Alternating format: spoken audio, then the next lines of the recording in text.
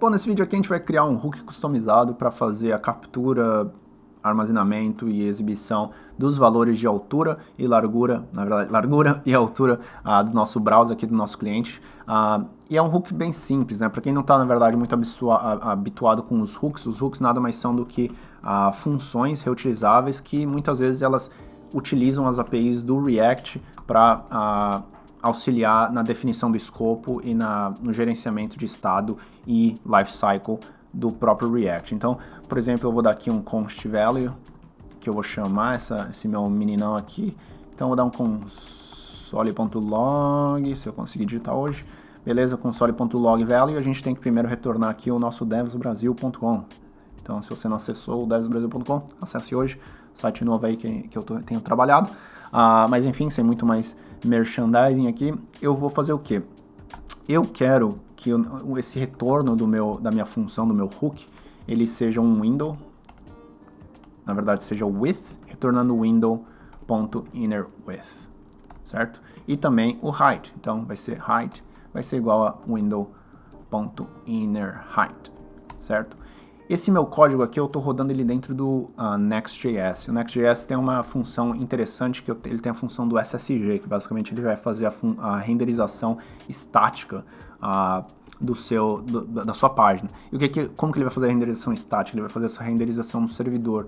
E aí é por isso que eu estou vendo aqui uma notícia, um erro, falando que, ele mostra ali um erro do servidor, falando que o window não é definido, justamente porque dentro do Node, o window não existe, dentro do escopo do Node não existe a definição de window, né? O window é uma definição de browser que a gente tem que meio que fazer um hackzinho para fazer isso aqui funcionar. Na verdade, ele não vai funcionar no servidor, ele só não vai quebrar no servidor, certo? Mas se você está usando só um Create React App, se você não está fazendo server-side rendering na sua aplicação React, você não vai ter esse tipo de problema aqui. Mas se você tiver, a solução mais simples que eu consigo ver é só fazer uma checagem aqui. Então eu vou dar aqui um type of window for diferente de undefined. Eu vou chamar essa função. Caso contrário, eu vou só retornar nulo. Então agora o que a gente tem? A gente tem um código que não funciona, justamente porque faltou isso daqui. Caso contrário, retorna nulo. Show de bolas. Beleza, então o que ele tá fazendo? Na verdade, eu fazendo a captura. Então aqui, ó, no momento a gente não está executando isso da maneira ideal. Por quê? Porque se eu for tanto aqui no meu browser, tanto no Node aqui, ó, no server, você está vendo que o retorno de value agora está sendo a função. Eu posso fazer isso daqui, que no caso aqui vai retornar o objeto, ou eu posso fazer isso aqui que no Node vai retornar nulo. Mas isso aqui não é a maneira ideal, porque vamos dizer que, por exemplo, você quer uma API que isso aqui seja, por exemplo, uma array, ou eu posso querer, em vez de value, eu posso aqui, por exemplo, fazer width e height. Então, putz, eu não consigo fazer o destruct direto, justamente porque isso daqui não é um objeto que está retornando. Ele vai retornar, na verdade, uma função, né? E aí, como a gente vai fazer? A gente vai basicamente fazer isso aqui ser um if, né? O if, né, que são as funções auto-invocáveis. Então, para quem trabalhou muito com jQuery, estava acostumado, né, que a gente tinha que passar aqui jQuery, e aí aqui a gente recebia o cifrão. Basicamente, o que a gente está fazendo? A gente está criando essa função anônima e inicializando ela, né, invocando ela, e aí isso aqui agora vai ser o retorno que a gente estava esperando. Então, deixa eu dar uma formatadola aqui novamente. No navegador ele está retornando isso aqui. É bem provável, na verdade, que no servidor ele está retornando nulo. Por quê? Porque eu estou retornando nulo aqui. Então, se eu der um refresh, é possível, na verdade, isso aqui vai quebrar. Ele vai quebrar justamente porque no servidor eu estou retornando nulo e aí aqui eu estou fazendo o destruct, né? Então, nesse caso aqui, a gente tem que voltar para value, ou eu poderia aqui simplesmente fazer que o retorno disso daqui é with no height null, certo? Então agora, por padrão, a minha API está retornando o mesmo tipo de objeto para os dois casos. Então novamente vou fazer o destruct aqui. Isso aqui tem que estar funcionando. Não está funcionando porque faltou um parênteses e agora está funcionando bonitinho. Mandei um parênteses aqui. Que maravilha. Bom, beleza. A gente agora está retornando aqui a largura e a altura e no servidor a gente está retornando nulo. Maravilha, show de bola. O que a gente precisa fazer agora? A gente precisa fazer isso aqui ser gravado no nosso estado. Então, como que a gente usa isso dentro do React? A gente vai fazer aqui um useState. Então, eu vou dar com um constValue e um setValue.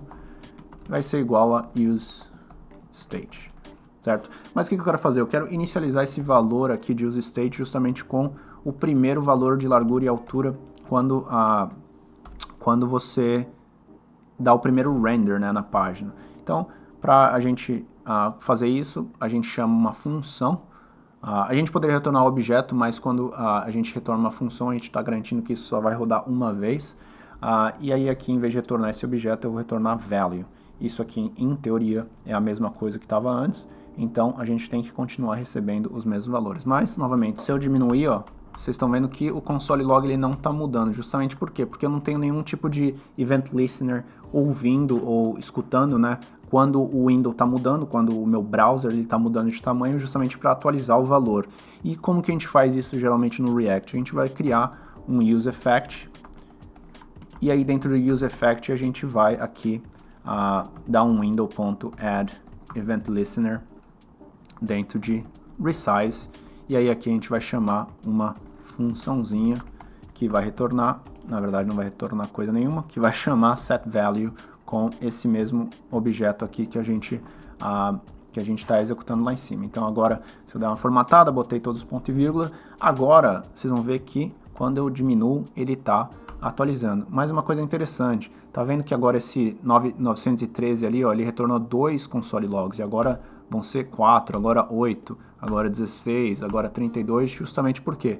Porque eu estou rodando esse useEffect aqui em todas as mudanças de estado do meu componente. E aí o que eu preciso fazer? Eu preciso garantir que eu vou criar só um event listener por componente quando eu montá-lo. Então eu preciso definir que o segundo argumento do useEffect vai ser uma array vazia, falando que eu não tenho nenhuma dependência nesse meu método de lifecycle, então que eu só vou rodar esse código uma vez, certo?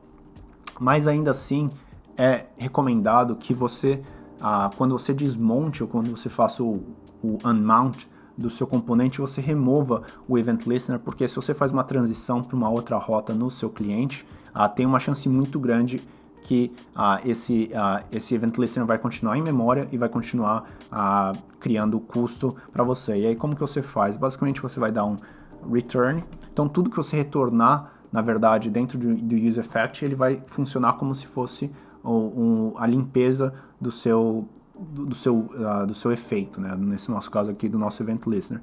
Então aqui eu vou retornar uma função em que eu dou um window.removeEventListener, e aí aqui vai ser o resize, e aqui é um grande exemplo de como a gente pode extrair. Então vou dar aqui um const handler, vai ser igual a isso tudo aqui.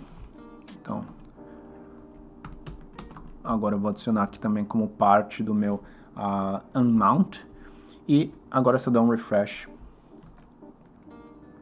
ele vai retornar aqui o 973, e se eu diminuir e aumentar, ele está justamente atualizando os valores a cada vez que o componente renderiza, ou na verdade que o evento de resize da janela do nosso browser é chamado, certo? Como eu disse para vocês, eu basicamente moveria isso daqui para a minha pasta de hooks, ou para o meu arquivo de hooks, e é um hook bem interessante porque você pode, por exemplo, vamos fazer aqui um uso, então vamos dizer aqui qual que é o tamanho que eu estou usando, 973, então vamos dizer que eu tenho aqui, ó, se o window width for maior do que 950, retorna devsbrasil.com, caso contrário, retorna youtube.com/devsbrasil.